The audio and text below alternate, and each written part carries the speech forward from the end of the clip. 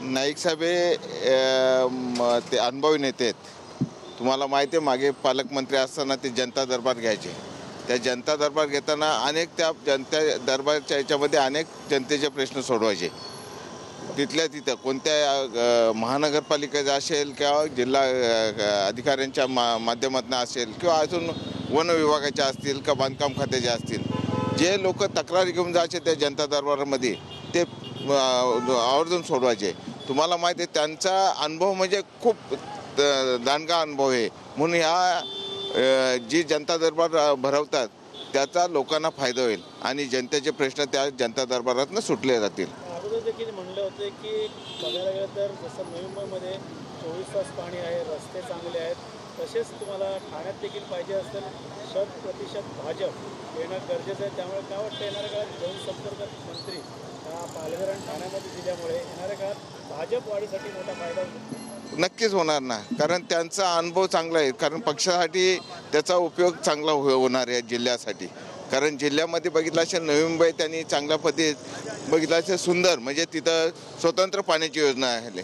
ठाणे महानगरपालिकेमध्ये अजून स्वतःची पाण्याची योजना अजूनपर्यंत झालेली नाही.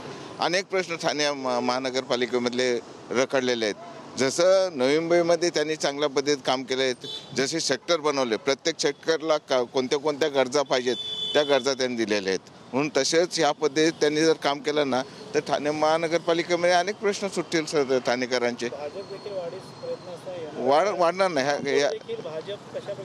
ते आता युतीमध्ये आहेत, युतीमधनं काय वरती ठरवतील ते त्यांच्या याच्याने ठरवतील. वरिष्ठ नेते काय ठरवतील त्याच्या ह्याच्याने. बघा प्रत्येक कसा असतो, प्रत्येक भाजपचा नेता जर असतो, नेता तो पक्ष वाढवण्यासाठी तो मेहनत करतो. तो युतीमध्ये जरी असेल तर पक्ष मोठा करण्यासाठी तो आपला स्वतःचा पक्ष मोठा करण्यासाठी तो प्रयत्न करतो. आहे ना, म्हणूनच सांगितलं ना का भाजप हा काम करणारा पक्ष आहे. बघितलं असेल देवाभाऊ या महाराष्ट्रामध्ये चांगल्या पद्धतीत काम करतात, बावनकुळे चांगल्या पद्धतीत काम करतात, रवींद्र चव्हाण आहेत चांगल्या पद्धतीत काम करतात. त्याच्या जोडीला आता संपर्क मंत्री म्हणून आम्हाला नाईक साहेब भेटलेले आहेत. नाईक साहेब भेटल्या कारणाने आपल्या ह्या शहराचा किंवा अनेक शहरात ग्रामीण भागाचा प्रश्न आहेत ते फटाफट सुटतील जनता दरबारने. म्हणून त्याच्यासाठी नाईक साहेब इथे संपर्क मंत्री गेले, ते आम्हाला आनंद आहे आमच्या कार्यकर्त्यांना.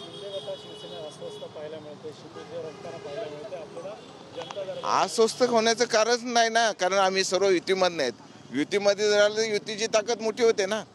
युती अस्वस्थ होण्याचं कारण काय? जे गणेश नाईक ज्या पद्धतीत काम करतात ते युतीतच काम करतात आणि चांगले प्रश्न सुटले पाहिजे याचे लोकांचे प्रश्न सुटावेत म्हणून त्यांना कॅबिनेटमध्ये वनमंत्री बनवलेले आहेत. वनमंत्र्याच्या माध्यमातून ते पालघरचे पालकमंत्री आहेत. पालकमंत्र्यानंतर ते संपर्क मंत्री ठाणे जिल्ह्याचे आहेत. म्हणून त्या माध्यमातून अनेक लोकांचे प्रश्न सुटतील, या जनतेचे प्रश्न सुटतील.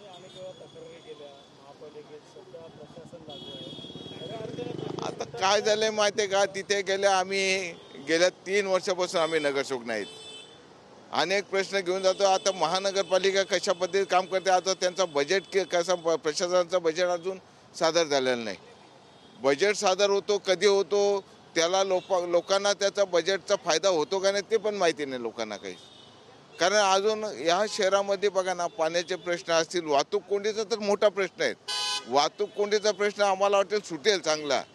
कारण बघितलं मागचे मुख्यमंत्री होते एकनाथ शिंदे असल्या कारणाने आम्हाला वाटलं वाहतुकीचा प्रश्न सुटेल. पण दुसरं म्हणजे ज्या पद्धतीत एकनाथ शिंदेने ज्या पद्धतीत या शहरासाठी काही निधी दिला का बाबा शहराचं चांगलं काम व्हावं म्हणून, ते शहरासाठी दिला, पण तो उपयोगाला ठेकेदारांचा आला. काही कामं झालेली दिसतच नाही. म्हणून शिंदे साहेबांनी दिला काम करण्यासाठी, पण ते ठेकेदारांनी कुठं, महानगरपालिका अधिकाऱ्यांनी कुठं काम केलं? ते 5,000 कोटी काहीतरी दिला होता विकास निधी, पण त्याचा काही उपयोगच झालेला नाही.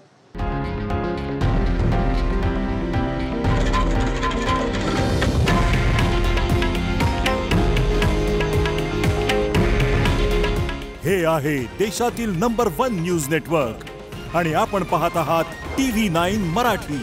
काळजी तुमची, हित महाराष्ट्राचं.